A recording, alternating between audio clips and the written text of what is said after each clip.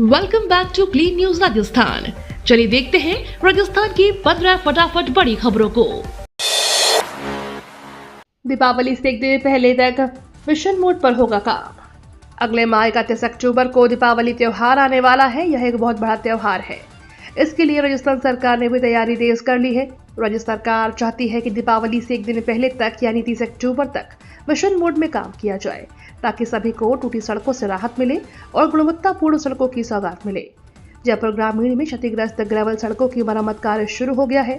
जिला collector doctor Jitendra Kumar Soni ने अधिकारियों को निर्देश जारी कर 30 अक्टूबर तक क्षेत्र की क्षतिग्रस्त ग्रेवल सड़कों का चयन कर नियमानुसार गुणवत्तापूर्ण मरम्मत कार्य करवाने के लिए निर्देशित किया है। दिव्यांग स्कूटी योजना के लिए आवेदन शुरू। दिव्यांग स्कूटी योजना के लिए राजस्थान सरकार ने आवेदन निकाले हैं, तो तैयार हो जाएं और तुरंत आवेदन करें। सामाजिक न्याय एवं अधिकारिता विभाग की उप निदेशक प्रियंका पारीक ने बताया कि राज्य सरकार द्वारा मुख्यमंत्री दिव्यांग स्कूटी योजना वित्तीय वर्ष 2024 के लिए विशेष योग्यजनों से 25 सितंबर 2024 से 30 नवंबर 2024 तक ऑनलाइन एसएसओ पोर्टल पर आवेदन आमंत्रित किए गए हैं। हाई बीपी की समस्या को अत्याधुनिक तकनीक से किया ठीक। 31 साल की उम्र से हाइपरटेंशन की गंभीर शेखावत को हाई कोर्ट ने बुधवार को क्लीन चिट दे दी। कोर्ट में पेश तथ्यात्मक रिपोर्ट में स्पेशल ऑपरेशन ग्रुप ने कहा कि केंद्रीय मंत्री गजेंद्र सिंह शेखावत की संलिप्तता के कोई सबूत नहीं मिले हैं। अशोक गहलोत ने बयान जारी किया है, जिसमें उन्होंने बड़ा दावा करते हुए कहा कि राज्य सरकार ने दबाव बनाया, जिसके कारण एसओजी ने कोर्ट में यू टर्न लिया और नया आरोपी नहीं माना है। संजीवनी घोटाला, बीजेपी सरकार के दबाव में एसओजी ने लिया यू टर्न। संजीवनी प्रकरण में केंद्रीय मंत्री गजेंद्र सिंह शेखावत को हाई कोर्ट ने बुधवार को क्लीन चिट दे दी। कोर्ट में पेश तथ्यात्मक रिपोर्ट में स्पेशल ऑपरेशन ग्रुप ने कहा कि केंद्रीय मंत्री गजेंद्र सिंह शेखावत की संलिप्तता के कोई सबूत नहीं मिले हैं। अब इस पूरे मामले पर अशोक गहलोत ने बयान जारी किया है, जिसमें उन्होंने बड़ा दावा करते हुए कहा कि राज्य में सरकार बदलने के बाद एसओजी पर भाजपा सरकार ने दबाव बनाया, जिसके कारण एसओजी के यू टर्न लिया और उन्हें आरोपी नहीं माना है। राजस्थान में आज मनाया जाएगा विश्व पर्यटन दिवस। राजस्थान में आज विश्व पर्यटन दिवस सभी राज्य के स्मारकों पर मनाया जाएगा। इस बार पर्यटन दिवस को स्पेशल बनाने के लिए पर्यटन आरटीडीसी पुरातत्व विभाग की ओर से विभिन्न कार्यक्रम आयोजित किए जाएंगे। पर्यटन दिवस पर जयपुर के पर्यटन स्थल नाहरगढ़ फोर्ट स्थित आरटीडीसी के पड़ाव कैफेटेरिया पर कल्चरल नाइट, हेरिटेज वॉक और तारामंडल पर्यटकों को आकर्षित करेगा। पुलिस मुख्यालय की फर्जी ई चालानों से बचे। पुलिस मुख्यालय की ओर से यातायात नियमों के उल्लंघन पर नागरिकों को प्राप्त होने वाले ई चालानों के भुगतान से संबंधित लिंक के साइबर ठगों की हेराफेरी के बारे में आम नागरिकों के लिए एडवाइजरी जारी हुई है।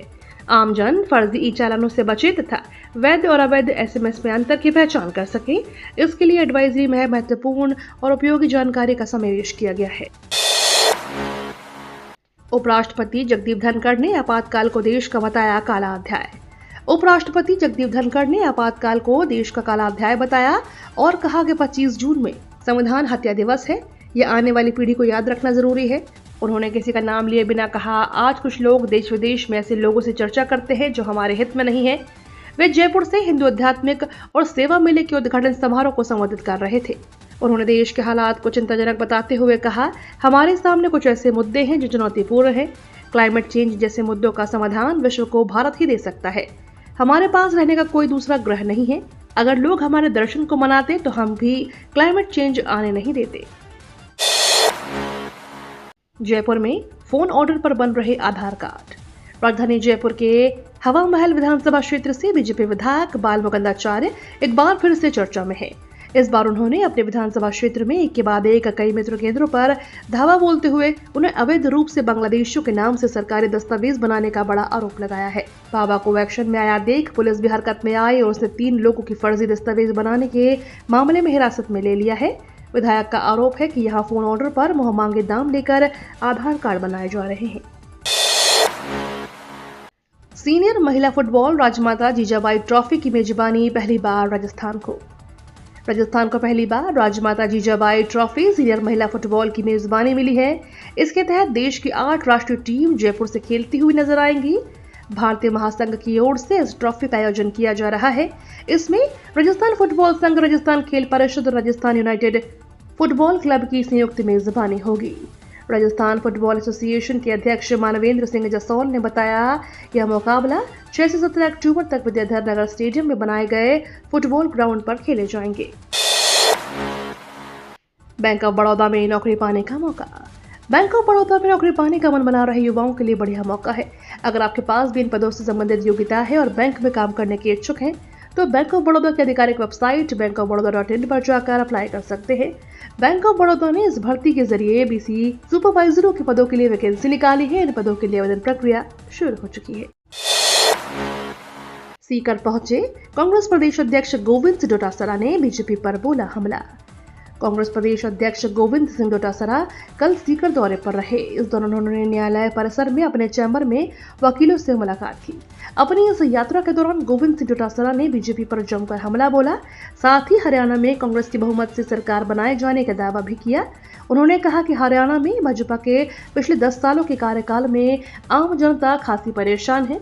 विकास कार्य थम गए, किसान मजदूर महिलाएं सभी वर्ग परेशान है और इस बार एकजुट होकर कांग्रेस वहां चुनाव लड़ रही है और जिस तरह से माहौल है वहां कांग्रेस बहुमत से सरकार बनाएगी।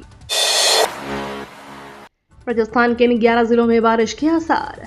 मौसम विभाग के पूर्वानुमान के अनुसार आज 27 सितंबर को 23 जिलों में बारिश होने की संभावना है, जिसे लेकर मौसम विभाग ने येलो अलर्ट जारी किया है।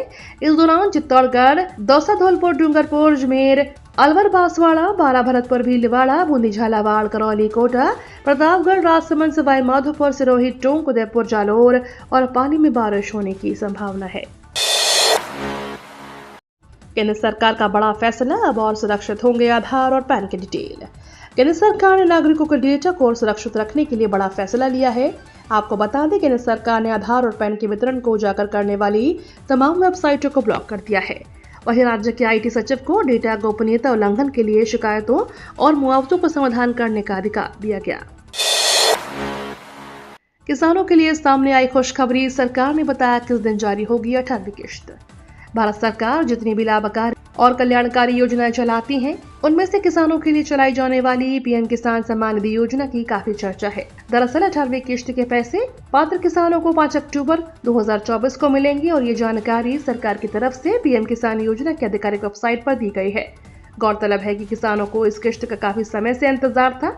इससे पहले 17वीं किश्त जून महीने में जारी हुई थी। त्योहारों से पहले सरकार ने कामगारों को दिया तोहफा।